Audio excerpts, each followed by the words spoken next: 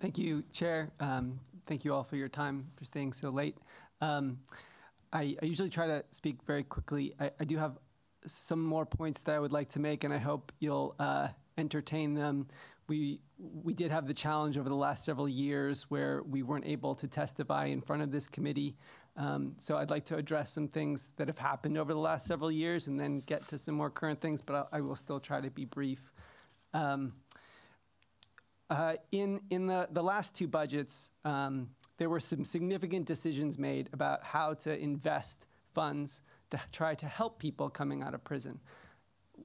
A lot of us here from all sides have this similar goals, and we often say the challenge is we don't have the funds.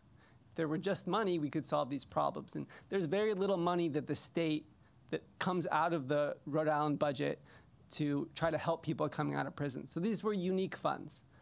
And we've debated these funds in relation to discharge planning for several years.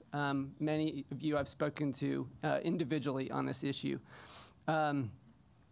So in the FY21 budget, a decision was made to fund Department of Corrections state positions with the goal of trying to help people coming out of prison. There was about $630,000 put into 7 discharge planning positions and 1 DLT position. No formally incarcerated people were asked about these decisions. Many of the agencies that provide services to formerly people coming out of prison were not asked about these decisions. In the FY21 budget, after years of debate, the decision was made with no public comment. And actually, your committee made a specific decision that these positions should not be hired. And if I could read briefly from the FY21 sub A supporting documents, they said that H7171 substitute A restores $0.3 million for contracted services for the next 6 months. The Department of Corrections ignored that decision by your committee, did not hire those contracted services, and went ahead with their plan. I know that you are in a very difficult position of oversight, but I guess my question would be, what really is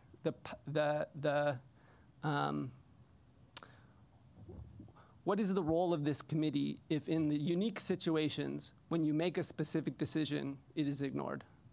And to the substance of that decision, once again, no formerly incarcerated people were asked about how that money could be best spent. We did a survey, and we found that from a 3-to-1 margin, people would prioritize spending the money on actual services instead of someone to go into the prison and ask them what help they would want when they got out, actually funding those services.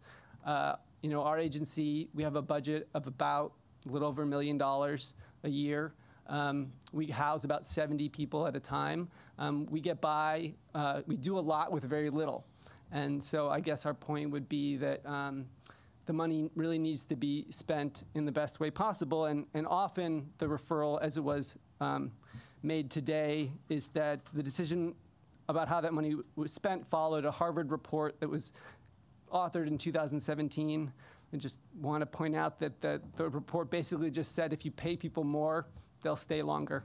They'll have less turnover. It's not a particularly insightful conclusion, and that could have been done in any sort of allocation, whether it be state positions, nonprofit positions.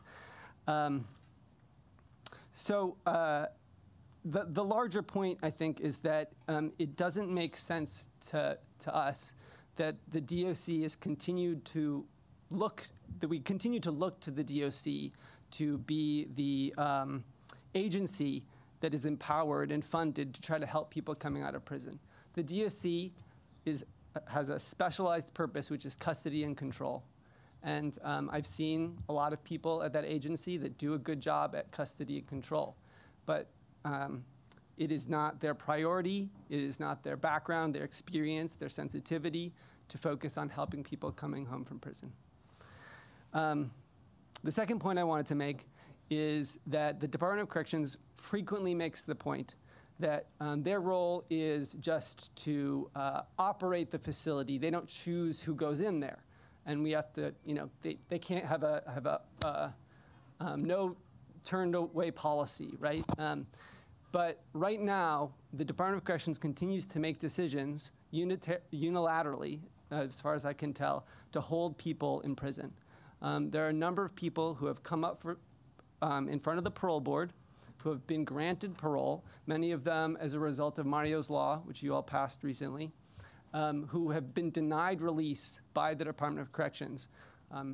After speaking with the attorney at ACLU who's been working on this case, my understanding is that most recently the judiciary reprimanded the Department of Corrections for these decisions and forced them to release one individual, that the Attorney General's office has not made a statement to get involved in this decision, and that it is a decision by the Department of Corrections to keep these men in the ACI for a significant amount of time longer than they need to be.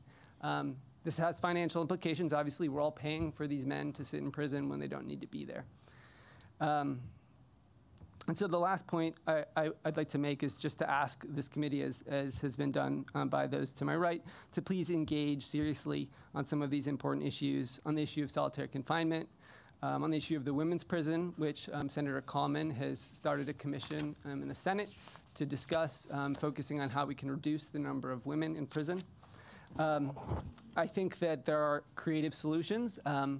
You all may not have gotten access to the Department of Corrections recommended budget, which was given to the governor before the governor released his version of that, but they actually recommended closing minimum security. And last year, I think they recommended closing women's. So they're apparently very open to some creative solutions about how money could be spent, and we think those recommendations should be taken seriously. We think there is the opportunity to close facilities like Medium 2 was closed, and that money could be better spent and people could be treated more humanely with alternatives to incarceration. So thank you very much for your time. Thank you, Nick.